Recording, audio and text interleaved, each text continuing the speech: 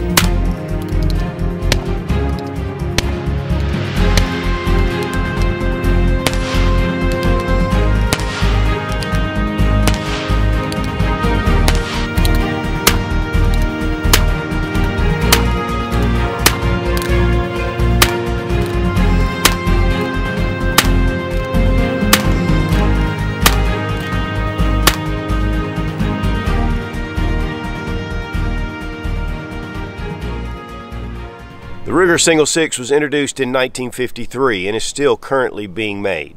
These were originally chambered in 22 long rifle, but they also are chambered in 22 Magnum and 17 HMR. There have been a number of differences over the years. In fact, this is the old model. It's the original, and it was produced up until 1973.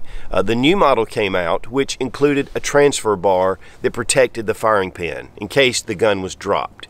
And so really traditionally these old models should be carried with only 5 rounds in the cylinder and 1 empty right there next to the firing pin.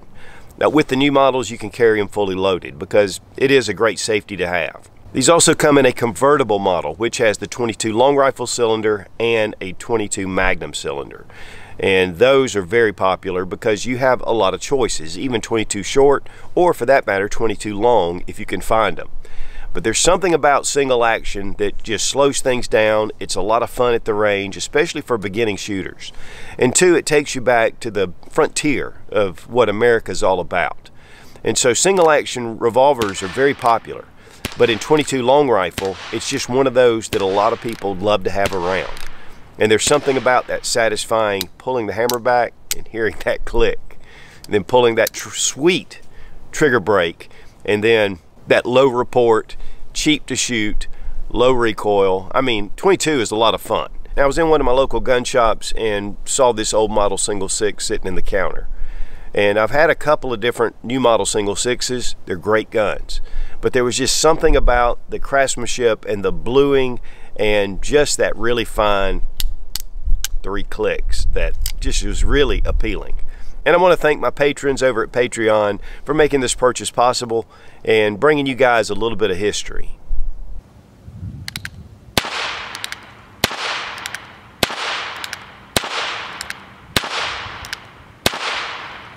The Ruger Single 6 old model, or referred to as the 3-screw. And if you notice, there are 3 screws right here in the frame. The couple of things about this pistol. Of course, first off, let's go ahead and make sure the gun's unloaded. We're going to drop the loading gate, put it on half cock, and we can spin the cylinder. Now, one thing about the old model is it doesn't have the transfer bar. And that means that these were typically carried with 5 rounds. It was a 6-round cylinder, but in the cylinder that faced the firing pin right here, you would just leave it empty. And that was the way it was with all of your early single action pistols because there was no safety, and if this was dropped on the hammer, it could fire. One thing about the 3-screw, we're going to pull the hammer back, it drops right on the firing pin.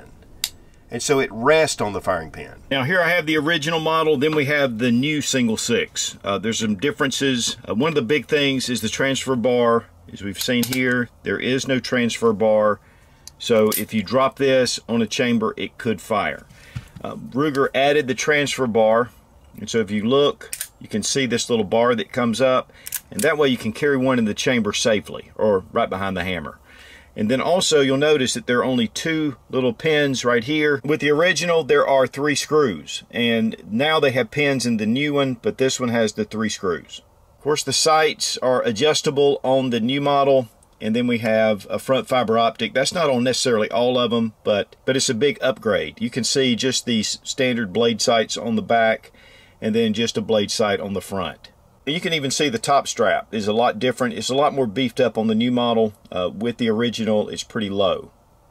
And with the new model, you'll have a click, a second click, and then a third click.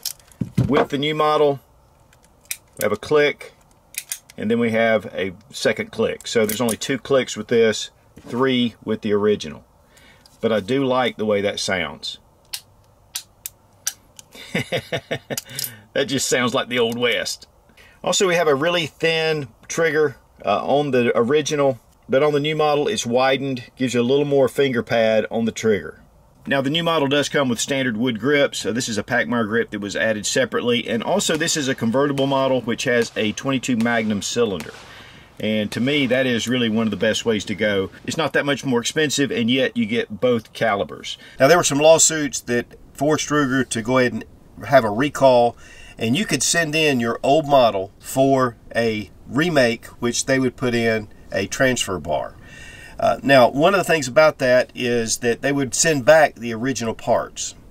Now, if you buy one of these that's been sent to the factory and has the parts installed, you should still have those old parts, and that keeps the value of the old model pretty high.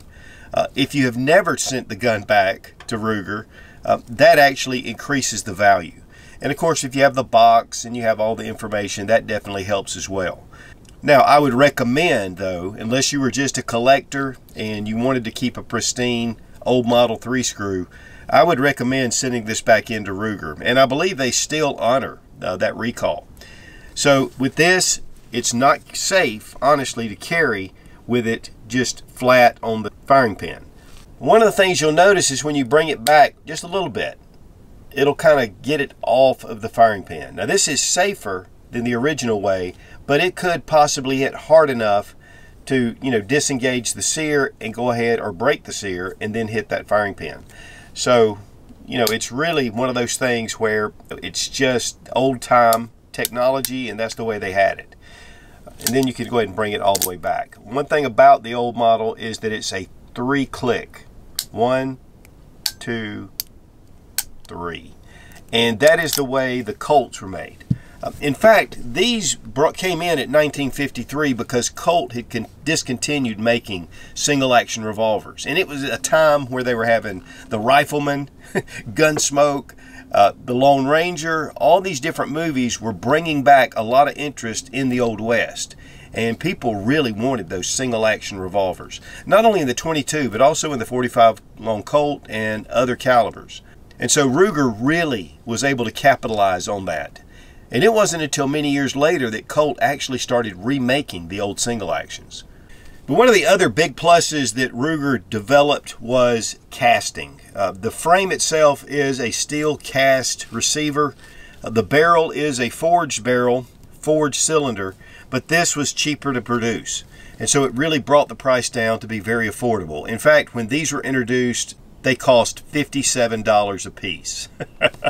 Now they're running hundreds of dollars, and so really some of these old models, if you have the box with them, they can run up to $1,000.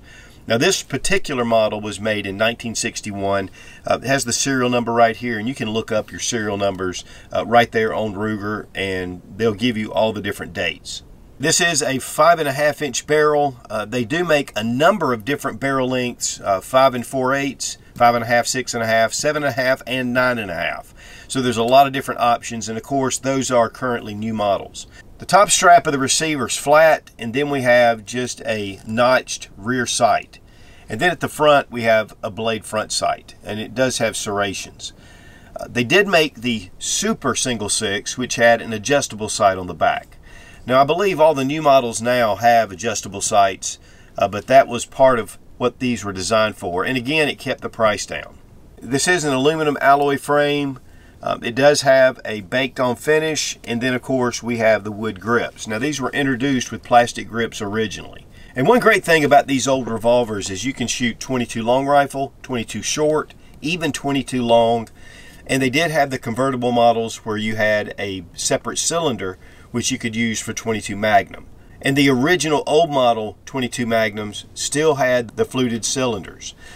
On the new models, they have just a flat cylinder that goes all the way around, and you can differentiate between 22 and 22 Magnum. But the hot salt bluing on this particular pistol is excellent. I mean, it's just beautiful, and I love that kind of finish. Now you'll notice there are a couple of little spots. I did pick this up at a local gun shop, and I just wanted it for a shooter and just for the history, not necessarily to collect it. I love that old Ruger logo as well. Now, one thing about shooting this gun, it's really made to shoot with one hand. And so you just bring it back, cock it, and then you pull the trigger and it fires. It's not a double action. It won't actuate the hammer. But one thing you can do is bring it back this way, or one thing that I like to do is when I'm shooting fast, bring it here, and then I use my other thumb to bring back the hammer. And so then I fire, bring back the hammer, and fire. And so that just makes it quicker. But to be honest with you, I'm much more accurate bringing it back with my shooting thumb. One of the things about this Wrangler, this is their new model. It's based on the single six, but this is an alloy frame all the way through. Of course, steel barrel, steel cylinder, and also the ejector housing. This just brings the price down to be very reasonable. And this has a Cerakote finish on it. And actually, this is a pretty nice little pistol. But there's just something about that old blue with the wood, to me, that's just absolutely classic. And it's just gorgeous. Now, they also make the single six, the new models, in stainless steel and blue. And they make the single 10, which has a 10-round cylinder, the single 9, which has a 9-round cylinder, but it's 22 Magnum. And they have the single 7, which is in 327 Federal Magnum. And 17 HMR and 32 HMR. I mean, there's a lot of different choices with these guns. Now, what's really funny is one of the first guns that my dad bought was a little 22 Bearcat. And that was a little bit of a smaller version of this. Those are beautiful guns. They made them for a number of years, discontinued them, and then brought them back. Now, single action revolvers in their day were very fast to load compared to flintlock or percussion capped guns that were very slow to load. So while this is slower to load than what we have today, this was really fast back, especially during the Civil War and some of those times. So again, while you have cock here and you can spin that cylinder to load, with the new models, you just open up your cylinder latch and then it'll spin freely. In fact, there is no resistance whatsoever. And so that's even easier to load. Now, when you're ejecting your rounds, you just open up your loading gate, line up your cylinder, and it has to be pretty much at the top of this little cutout. And then you bring your little cylinder latch right here and just bring it out. And that's your rod, that's your ejector rod. So it'll spit out the spent brass, then you go to the next one, and it spits out the next one. And so it's really fairly slow to load and unload. But again, in its time, it was the cream of the crop. Okay, we're going to slip in a dummy round, and we're going to check the trigger pull. And when you're doing this, go ahead and put it on half cock, then we can spin the cylinder.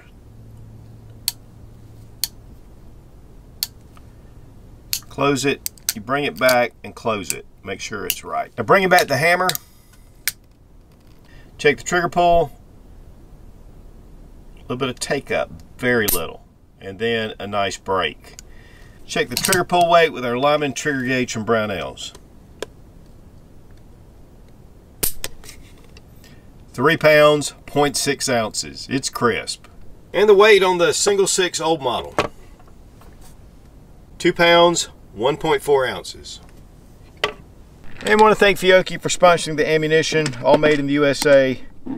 One thing about these is they're just slow to load, but they're just a lot of fun. We're just using some standard velocity.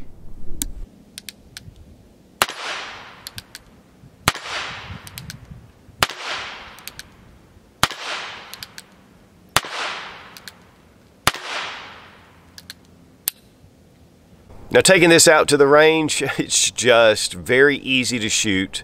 It's very slow. You know, you load it slow, you pull that hammer back and you fire it. Now, you can fire this fairly rapidly, and just by pulling the hammer back and firing it just as fast as you can do it.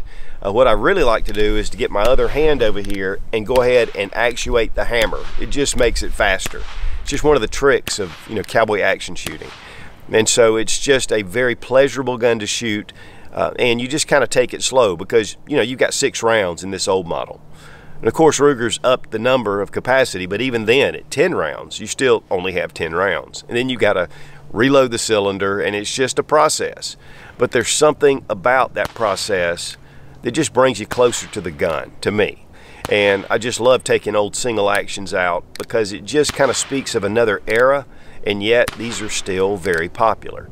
Very pointable. The sights are kind of rudimentary at best, and you know, that's one of the things that Ruger really did with their new models. They've changed those sights, but it still can get you on paper. And again, it's just a lot of fun. It's inexpensive to shoot, low recoil, low muzzle report, and there's just something satisfying about pulling that hammer back, taking your shot, and making it count. And especially for new shooters, I mean, it's one of those things that, you know, gets them started on the foundation, and then they can build from there and go straight up to the semi-automatics, and then they can burn through those magazines. But this will keep them at a lot slower level. It kind of puts the brakes on, and yet it's a lot of fun.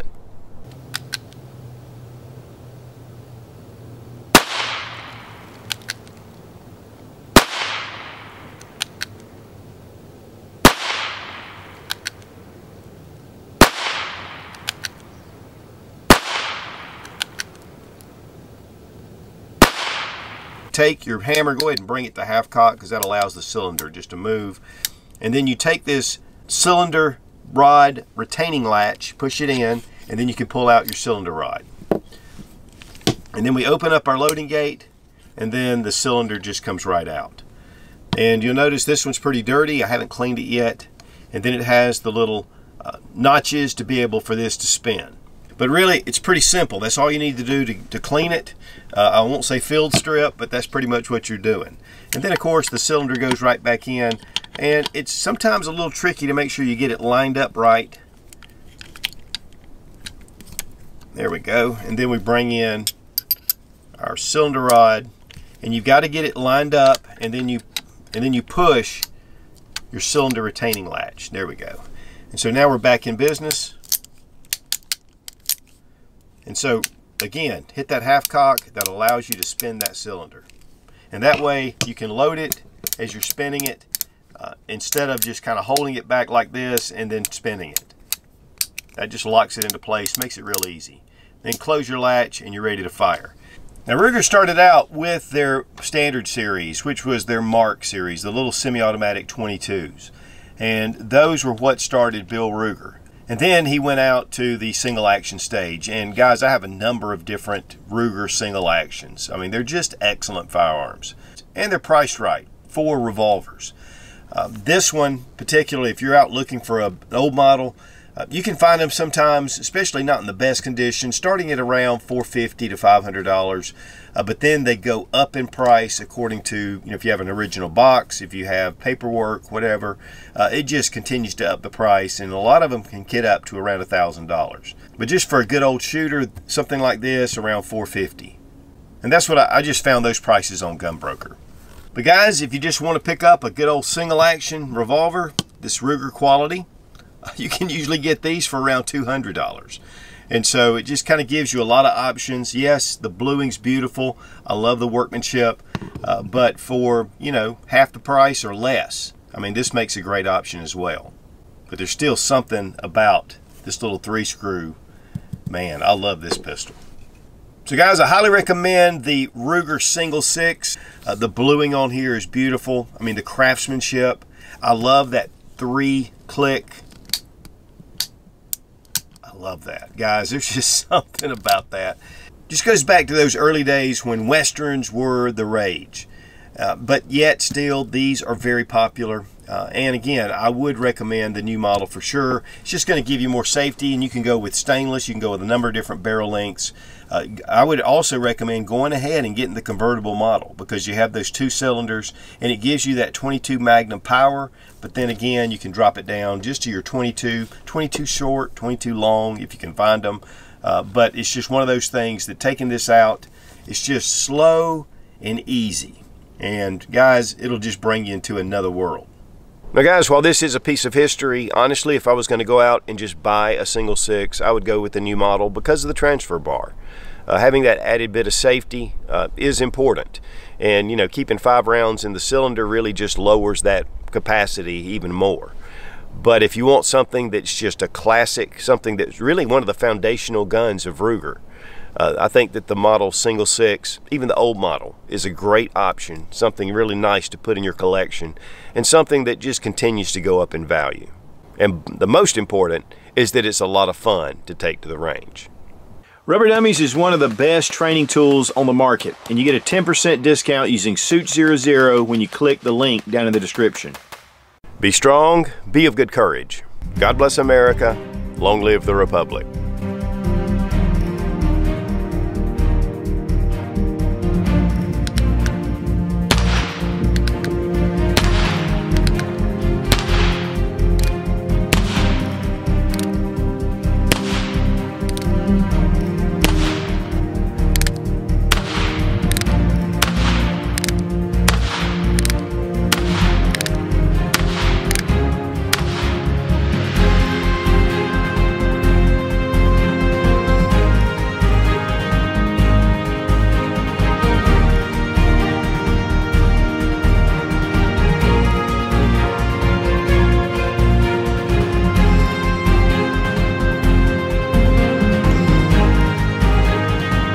The Ruger Old Model 66. 60 is not a 66. It's a single six. And then we're going to pull out our ejector rod. No, that's not an ejector rod. That's your cylinder rod, you boop. You boop. Fine craftsmanship. I just wanted to pick it out. And that hot salt bluing is just incredible. Now, a lot of rounds to take care of whatever you need to. I don't like that. And no, I don't like any of that. That sounds like... The Ruger Single Six was introduced in 1953. I'm tired of this.